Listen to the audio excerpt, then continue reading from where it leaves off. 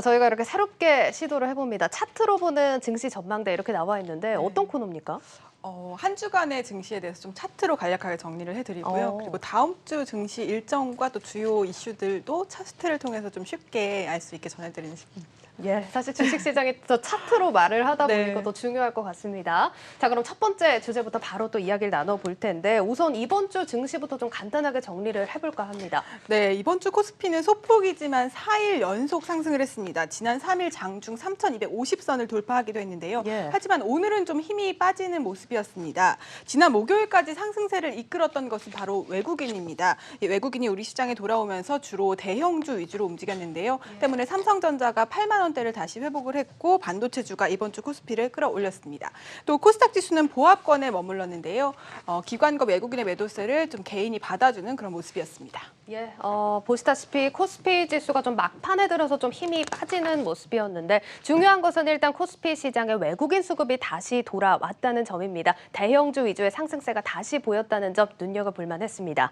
자, 그러면 이번 주 시장에 영향을 미친 차트들도 준비를 해주셨다고요? 네, 이번 주 통계청에서 발표한 소매 판매액 지수 차트입니다. 2015년 소매 판매액을 100으로 뒀을 때 지난 예. 4월 120.5로 좀 가장 1995년 통계 작성 이래 가장 높은 수치를 기록을 했는데요. 예. 아무래도 이 백신 접종이 확대됐고 또 날씨가 좋아지면서 야외 활동이 늘어난 영향입니다. 그 때문에 콘텐츠주가 이번 주에 크게 움직였는데요. 백화점과 면세점 등 소비주들이 좀 상승을 했고 또 해외 여행이 점차 회복될 것이라는 전망에 여행주와 항공주도 크게 움직였습니다.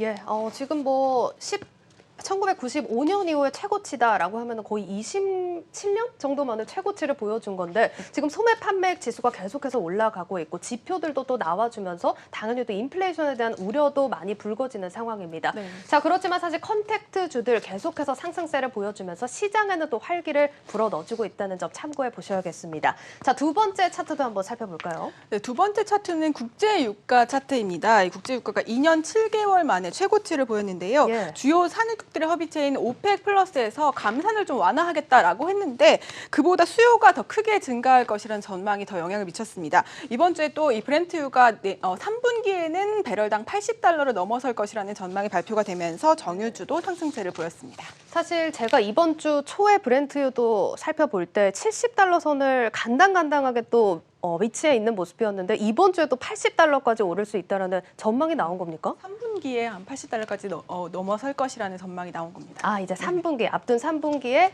80달러까지 오를 수 있다라는 전망이 나왔다는 점 유념을 하셔야겠습니다. 자, 그러면 다음 주 증시 주요하게 또 살펴봐야 할 일정들 많을 것 같은데 어떤 일정들이 있습니까? 네, 다음 주 중국과 미국에서 물가지표 발표가 예정이 되어 있습니다. 또 ECB 통화정책회의도 예정이 되어 있는데요. 아무래도 말씀하신 대로 시장의 주요 이슈가 이 인플레이션 우려 그리고 금리 인상 시기가 앞당겨질지 여부입니다. 다음 주 이 지표와 또 ECB 회의에서 나오는 발언들이 우리 시장에 영향을 미칠 것으로 보입니다. 예, 지금 보시다시피 중국의 5월 생산자 물가지수와 소비자 물가지수, 또 미국의 5월 소비자 물가지수 이렇게 나와 있는데 사실 미국의 소비자 물가지수 살펴봐야 하는 게 직전에 또 최고치를 기록하지 않았습니까? 네, 맞습니다. 관련 차트를 준비를 했는데요. 이 미국의 소비자 물가 지수 그래프를 보시겠습니다. 4월의 기울기가 좀 아주 가파릅니다. 예. 2008년 이후, 그러니까 13년 만에 가장 높은 4.2% 상승률을 기록한 건데요. 당시 시장 전망치는 3.6%에 불과했습니다. 오. 시장 전망을 크게 웃도는 누구도 예상치 못한 수치가 나온 건데요. 따라서 다음 주에 나오는 5월 수치를 주목해봐야 합니다. 이번에도 시장의 전망치는 3.6%인데 하이투자증권은 이 5월에 지난해 코로나 발생 기저효과가 나타날 수 있기 때문에 수치 자체보다는 이번에도 시장 전망치를 뛰어넘는 쇼크가 나올지를 주목해봐야 한다고 말했습니다. 예, 지금 13년 만에 가장 높은 4.2%를 기록을 하면서 역시나 인플레이션에 대한 우려가 크게 작용을 하고 있는 시장입니다. 그렇기 때문에 연준에서는 이제 고용 지표에 또 눈여겨보고 있는데요. 이 부분 또 이번 주에 발표가 되는 만큼 또 살펴보셔야겠습니다. 자, 그리고 앞서서 차트를 봤을 때 같은 날 이제 유럽 중앙은행에서 통화 정책 회의도 열린다라고 나와 있습니다. 어떤 부분 주목을 해야 될까요? 맞습니다. 이 유럽의 소비자 물가지수 변동 추이도 좀 살펴보겠는데요. 지난 4월에 2%를 기록을 했습니다. 예. 이 입시비의 물가 목표치가 2% 근접입니다. 그러니까 이미 이 목표치를 넘어서서 경기 회복을 하고 있다는 것이 수치로 확인이 된 겁니다. 예. 어제 말씀하신 그 발표된 미국의 고용지표 차트를 하나 더 준비를 했는데요. 예. 지난주 미국의 실업당 청구 건수가 38만 5천 건으로 코로나 이후에 처음으로 40만 건 아래로 떨어졌습니다. 이 대부분 중앙은행들이 금리 인상을 망설이는 이유 중에 하나가 고용이 회복되지 않았기 때문인데 이 글로벌 고용 상황도 좋아지고 있는 겁니다. 따라서 22 통화정책회의에서 나오는 이야기들을 좀 주목해 볼 필요가 있는데요. 한지영 키움증권 연구원의 이야기를 들어보시겠습니다. 중앙은행들의 이제 정책 정상화에 대한 경계 심리가 좀 작동을 하고 있고 최근 연준 위원들 발언을 봐도 약간은 좀 태세 전환하는 분위기들이 보이고 있거든요. 이제 22 내에서도 얼마나 경기 판단이나 물가 전망에 대해서 좀 변화가 있는지 이것도 중요한 상황이죠.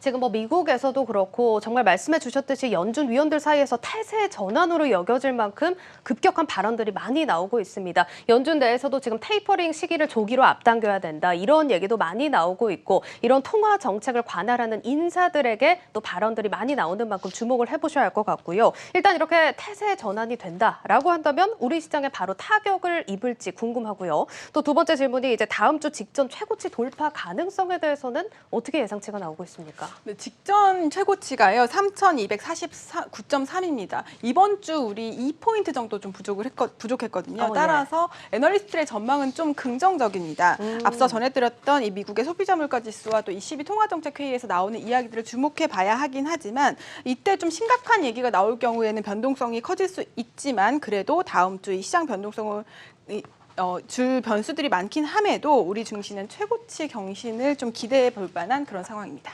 사실 뭐 지금 시장을 보면은 앞서서 코스피 시장에 외국인 수급이 다시 유입이 됐습니다. 사실 이 외국인 수급이 계속해서 유지가 될지 이 부분도 참 중요한 요소인데 뭐 이 부분에 대해서는 전망이 나온 게 있습니까?